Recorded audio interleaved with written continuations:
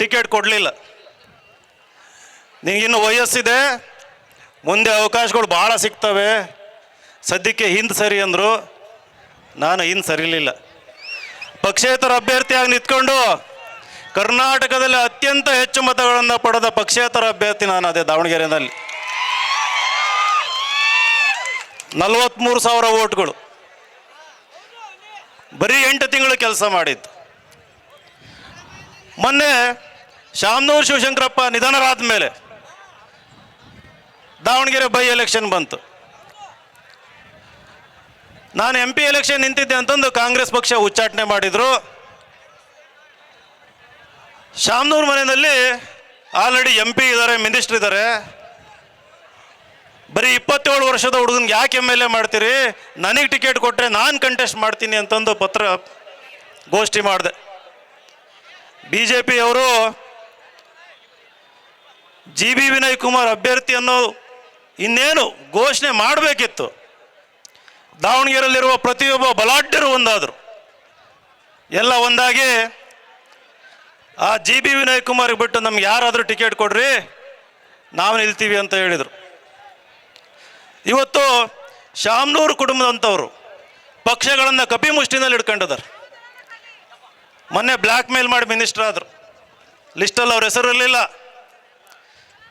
ಬೀದರಿಂದ ಚಾಮರಾಜನಗರ ತನಕ ನಮ್ಮಂಥ ಅತ್ಯಂತ ಹಿಂದುಳಿದ ಸಮಾಜಗಳು ಶೋಷಣೆಗೆ ಒಳಗಾಗ್ತಾ ಇದ್ದಾವೆ. ಕೇವಲ ಮತ ಬ್ಯಾಂಕ್ಗಳಾಗಿದ್ದಾವೆ. ಇಷ್ಟೋ ತನಕ ಭಾಷಣ ಕೇಳಿದ್ರಿ. ವಿಜಯನಗರ ಸಾಮ್ರಾಜ್ಯ ಕಟ್ಟಿದ್ದೀವಿ, ಅಹಲ್ಯಬಾಯಿ ಹೋಳ್ಕರ್, ಮೌರ್ಯ ಸಾಮ್ರಾಜ್ಯ ಕಟ್ಟಿದ್ದೀವಿ. ಇಷ್ಟೊಂದೆಲ್ಲ ಮಾಡಿದ್ರು ಯಾಕೆ ನಾವು ಇವತ್ತು ಗುಲಾಮರ ರೀತಿ ಬದುಕ್ತಾ ಇದ್ದೀವಿ? ಅದರಿಂದ ಹೊರಗೆ ಬರಬೇಕು ಅಂತ ಉದ್ದೇಶದಿಂದ ಇವತ್ತು ವಿಜಾಪುರದಲ್ಲಿ ಐತಿಹಾಸಿಕ ಕಾರ್ಯಕ್ರಮವನ್ನು ಮಾಡಿದ್ದಾರೆ. ವೇದಿಕೆ ಮೇಲಿರುವ 11 ಲೀಡರ್ಸಿಗೆ ನೀವೆಲ್ಲ ಅವಕಾಶ ಕೊಟ್ಟರೆ ಮುಂದಿನ ದಿನ ಅವರೆಲ್ಲ ಮಂತ್ರಿಗಳಾಗಿ, ಮುಖ್ಯಮಂತ್ರಿಗಳಾಗಿ ಉನ್ನತ ಸ್ಥಾನಕ್ಕೆ ಹೋಗುವಂಥ ಎಲ್ಲ ಸಾಮರ್ಥ್ಯ, ಎಲ್ಲ ಪ್ರತಿಭೆ ನಮ್ಮಲ್ಲಿದೆ. ನಿಮ್ಮೂರಲ್ಲಿ ನೀವು ಒಗ್ಗಟ್ಟಾಗಬೇಕು. ನಾನು ಈ ಕಾಂಗ್ರೆಸ್ಸು ಬೇಡ, BJP ಬೇಡ ಅಂತಂದು ಹೊನ್ನಾಳಿನಲ್ಲಿ ಯಾರ ಹಂಗು ಬೇಡ ಅಂತಂದು ಪಕ್ಷೇತರ ಅಭ್ಯರ್ಥಿಯಾಗಿ ಹೋರಾಟ ಮಾಡ್ತಾ ಇದ್ದೀನಿ ನಾನು. ಹೊನ್ನಾಳಿ ಕ್ಷೇತ್ರದಲ್ಲಿ ಪಬ್ಲಿಕ್ಕಾಗಿ ಹೇಳ್ತೀನಿ ಇದನ್ನು. ನಮ್ಗೆ ಯಾರ ಭಯನೂ ಇಲ್ಲ, ಶಾಮನೂರವ್ರ ಭಯನೂ ಇಲ್ಲ, ಹೊನ್ನಾಳಿನಲ್ಲಿರುವ ಯಾವ ಲೀಡ್ರ್ ಭಯನೂ ಇಲ್ಲ. ನಾನು ಅದೇ ಸಂದೇಶ ನಿಮ್ಮೆಲ್ಲರಿಗೂ ಹೇಳೋಕ್ಕೆ ಇಷ್ಟಪಡ್ತೀನಿ. ನಮ್ಗೆ ಯಾರು ಅವಕಾಶ ಕೊಡಲಿಲ್ಲ, MLA ಆಗಲಿಲ್ಲ ಅಂತಂದು ದಯವಿಟ್ಟು ಕೊರಗಬೇಡ್ರಿ. ಸಂದರ್ಭ ಬಂದಾಗ ಹಿಂದೆ ಸರಿದಂಗೆ, ಎಷ್ಟೇ ಒತ್ತಡ ಇದ್ದರೂ ಹಿಂದೆ ಸರಿದಂಗೆ ಗಟ್ಟಿಯಾಗಿ ನಿಂತ್ಕೊಳ್ರಿ. ನೀವು ಗಟ್ಟಿಯಾಗಿ ನಿಂತಿದ್ದೇ ಆದರೆ ನಿಮ್ಮ ಕ್ಷೇತ್ರದ ಜನಗಳು ಫಂಡ್ ಹಾಕಿ ನಿಮ್ಮನ್ನು ಗೆಲ್ಲಿಸ್ಕೊಂತಾರಂತ ನಾನು ಹೇಳ್ತೀನಿ. ಆಗುತ್ತೋ ಇಲ್ಲೋ? ಆ ಸಾಧ್ಯತೆ ಇದೆ ಇಲ್ಲೋ? ನಮ್ಮ ಜನ ಭಾಳ ಒಳ್ಳೆಯವರು. ಎಲ್ಲ ಹಳ್ಳಿಗಳಲ್ಲಿ ಎಲ್ಲಿ ಕುರುಬರು ಒಂದಾಗ್ತಾರೆ, ಅವ್ರ ಜೊತೆಗೆ ಇತರೆ ಹಿಂದುಳಿದ ಜಾತಿಗಳು, SC STಗಳು ಅವರನ್ನು ಬೆಂಬಲಿಸ್ತಾರೆ. ನಮ್ಮಲ್ಲಿ ಒಗ್ಗಟ್ಟಿಲ್ಲ, ನಮ್ಮಲ್ಲಿ 3-4 ಗುಂಪಿದ್ದಾವೆ ಅಂತಂದಾಗ ಅದರ ಲಾಭ ಪಡೆಯುವಂಥವ್ರು ಬಲಾಢ್ಯ ಜಾತಿಯವರು. ನಾವು ಇದನ್ನೆಲ್ಲ ಅರ್ಥ ಮಾಡ್ಕೋಬೇಕು.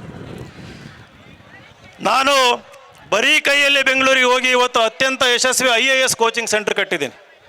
ಇಡೀ ಭಾರತ ದೇಶದಲ್ಲಿ 5ನೇ ಸ್ಥಾನದಲ್ಲಿರುವಂಥ ಒಂದು IAS ಕೋಚಿಂಗ್ ಸೆಂಟರ್. IAS ಅಂದರೆ ಕೇವಲ ಬ್ರಾಹ್ಮಣರು, ಲಿಂಗಾಯತರು ಮಾತ್ರ IAS ಅಂತ ಇತ್ತು. ಒಂದು ಅತ್ಯಂತ ಹಿಂದುಳಿದ ಸಮಾಜಕ್ಕೆ ಸೇರಿದವನಾದ ನಾನಿವತ್ತು ಡೆಲ್ಲಿನಲ್ಲಿ, ಜಮ್ಮು ಕಾಶ್ಮೀರದಲ್ಲಿ IAS ಕೋಚಿಂಗ್ ಸೆಂಟರ್ ಮಾಡಿದ್ದೀನಿ. ಬೆಂಗಳೂರಲ್ಲಿ ಮಾಡಿದ್ದೀನಿ, ದಾವಣಗೆರೆನಲ್ಲೂ ಕೂಡ ಮಾಡಿದ್ದೀನಿ. ಇವತ್ತು ನೀವು ಸಂಕಲ್ಪ ಮಾಡಬೇಕು, ನಮ್ಮ ಮಕ್ಕಳನ್ನು ದೇಶದ ಅತ್ಯಂತ ಉನ್ನತ ಸ್ಥಾನಗಳಿಗೆ ನಾವು ಕಳಿಸ್ತೀವಿ ಅಂತಂದು. ನಾವು ರೊಚ್ಚಿಗೆದ್ದು ನಮ್ಮ ಮಕ್ಕಳಿಗೆ ಶಿಕ್ಷಣ ಕೊಡಬೇಕು. ರೊಚ್ಚಿಗೆದ್ದು ಶಿಕ್ಷಣ ಕೊಡಬೇಕು ನಮ್ಮ ಮಕ್ಕಳಿಗೆ. ನಮಗೆ ಆ ಕಡೆ ಶಿಕ್ಷಣದ ಬಲ ಇಲ್ಲ, ಈ ಕಡೆ ಸಂಘಟನೆ ಬಲ ಇಲ್ಲ ಅಂತಂದರೆ ನಮ್ಮನ್ನು ಕೇವಲ ವೋಟ್ ಬ್ಯಾಂಕ್ ಆಗಿ ಈ ಬಲಾಢ್ಯರು ಬಳಸ್ಕೊತಾರೆ. ನಾವು ಇದನ್ನು ಅರ್ಥ ಮಾಡ್ಕೋಬೇಕು. ಇವತ್ತು ಏನು ಈ ಒಂದು ಐತಿಹಾಸಿಕ ಕಾರ್ಯಕ್ರಮಕ್ಕೆ ನಮ್ಮನ್ನೆಲ್ಲ ಆಹ್ವಾನಿಸಿ, ಬೇರೆ ಬೇರೆ ಊರಿಂದ ಕರೆಸಿ ನಮಗೆಲ್ಲ ಒಂದು ವೇದಿಕೆ ಕೊಟ್ಟು ನಮ್ಮನ್ನೆಲ್ಲ ಪರಿಚಯ ಮಾಡ್ಕೊಂಡು ಮಾತನಾಡೋದಕ್ಕೆ ಅವಕಾಶ ಮಾಡಿಕೊಟ್ಟಿದ್ದೀರಿ.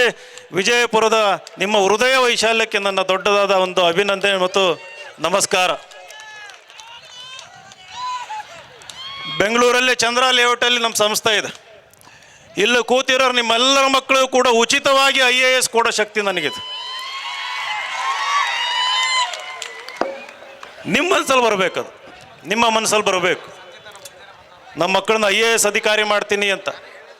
ನಾನು ಹಲವಾರು ಪ್ರತಿಭಾ ಪುರಸ್ಕಾರ ಕಾರ್ಯಕ್ರಮಕ್ಕೆ ಹೋದ ಒಂದು ಪ್ರಶ್ನೆ ಕೇಳ್ತೀನಿ, ನಿಮ್ಗೆ ಯಾರಾದರೂ ಈ ಕ್ಲಾಟ್ ಎಕ್ಸಾಮ್ ಬಗ್ಗೆ ಗೊತ್ತಾ, CUET ಎಕ್ಸಾಮ್ ಬಗ್ಗೆ ಗೊತ್ತಾ ಅಂತ ಮಕ್ಕಳನ್ನ ಕೇಳ್ತೀನಿ. ಯಾರಿಗೂ ಗೊತ್ತಿಲ್ಲ.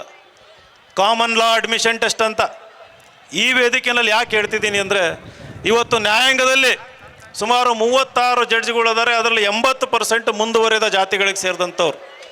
ನಮ್ಮವರೊಬ್ಬರು ಇಲ್ಲ ಜಡ್ಜು ಸುಪ್ರೀಂ ಕೋರ್ಟಲ್ಲಿ. ನ್ಯಾಯಾಂಗದಲ್ಲಿ ನಮ್ಮವ್ರು ಇಲ್ದೇನೆ ನಾವು ನ್ಯಾಯನ ಬಯಸೋದಕ್ಕಾಗ್ತದ? ಆಗಲ್ಲ. ನಿಮ್ಮ ಮಕ್ಕಳಿಗೆ ಸರಿಯಾದ ಮಾರ್ಗದರ್ಶನ ಕೊಡಿ. ಶಿಕ್ಷಣದಲ್ಲಿರುವ ಅವಕಾಶಗಳು ದೇಶದ ಉನ್ನತ ಸ್ಥಾನಮಾನಗಳಿಗೆ ಯಾವ ರೀತಿ ಹೋಗ್ಬೋದು ಅನ್ನೋದ್ರ ಬಗ್ಗೆ ನಾವು ಗಂಭೀರ ಚಿಂತನೆ ಮಾಡಿ ಆ ಅವಕಾಶಗಳನ್ನು ಮಾರ್ಗದರ್ಶನ ಮಕ್ಕಳಿಗೆ ಕೊಡಬೇಕು. ನಾವು ನಾಳೆ MLA ಆಗ್ಬೋದು, MP ಆಗ್ಬೋದು, ಮಿನಿಸ್ಟರ್ ಆಗ್ಬೋದು. ಆದರೆ ನಮ್ಮ ಕೆಲಸ ಮಾಡಿಕೊಡೋದಕ್ಕೆ ನಮ್ಮವರದೇ ಆದಂಥ ಒಂದು ಬಲಿಷ್ಠ ಅಧಿಕಾರ ವರ್ಗ ಇರಬೇಕಾಗತ್ತೆ. IAS IPS ಅಧಿಕಾರಿಗಳು ಹೆಚ್ಚಿನ ಸಂಖ್ಯೆಯಲ್ಲಿ ಇದ್ದಾಗ ಸಮಾಜ ಭಾಳ ಎತ್ತರಕ್ಕೆ ಬೆಳೀತಾ ಹೋಗುತ್ತೆ. ಹಾಗಾಗಿ ಇವತ್ತು ನಾವೆಲ್ಲ ಸಂಕಲ್ಪ ಮಾಡಿ ಶಿಕ್ಷಣಕ್ಕೆ ಅತ್ಯಂತ ಆದ್ಯತೆ ಕೊಡ್ತೀವಿ ಅನ್ನೋದನ್ನು ನಾವು ಅರ್ಥ ಮಾಡಿಕೊಂಡು ನಮ್ಮ ಊರಿಗೆ ಹೋಗಿ ನಮ್ಮ ಮಕ್ಕಳನ್ನ ಚೆನ್ನಾಗಿ ಓದಿಸೋಣ.